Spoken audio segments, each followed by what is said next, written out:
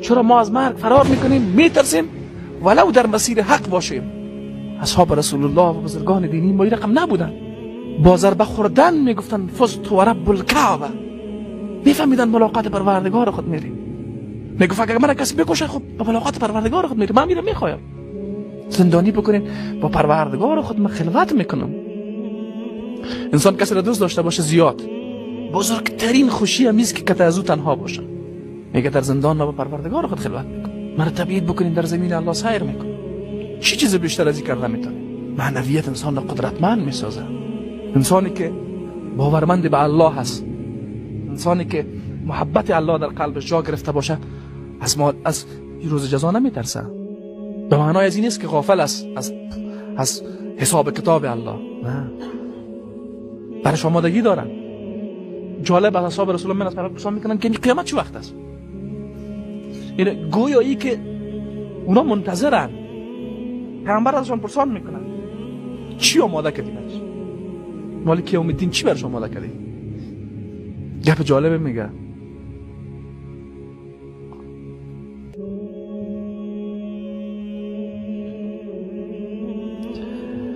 اعمال ندارم پر الله پیامبر را دوست دارم.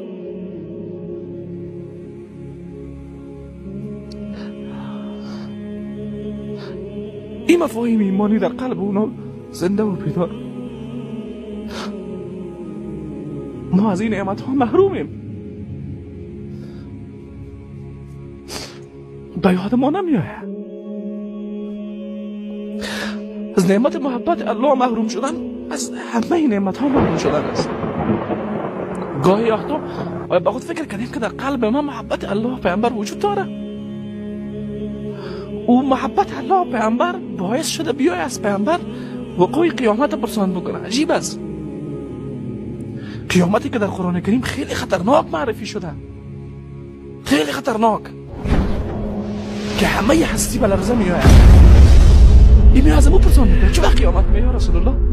چرا تو از این پرسان میکنی؟ محبت الله در قلب من است.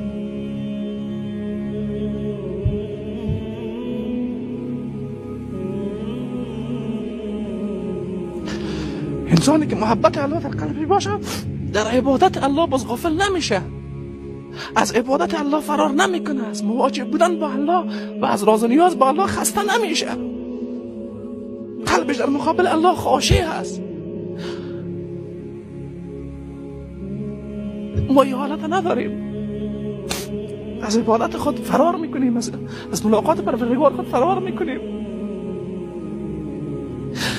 توقع نجات در روز قیامت را داریم، توقع رسیدن به رضایت الله و ملاقات پروردگار خود داریم. با چی چیزه؟ با ایمانهای ضعیف ما که با کوچکترین فشار ازش فرار میکنیم، با عبادتهای ما که اوج سراسر از ریا و عجب و گناه و تکبر و غرور و ریاست. خود دین دارم فکر میکنیم چی چیز داریم؟ چرا از عبادت الله غافلیم؟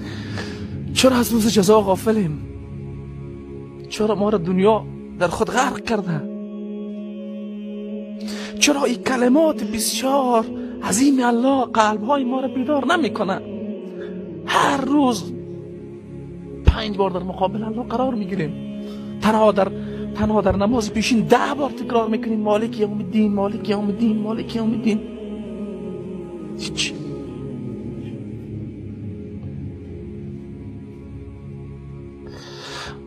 پس باید قدری گپ را بدانیم، از الله فرار نکنیم، به طرف الله باز بگردیم، قیامت را فراموش نکنیم. این مفاهیم در ذهن ما وقت زنده بود.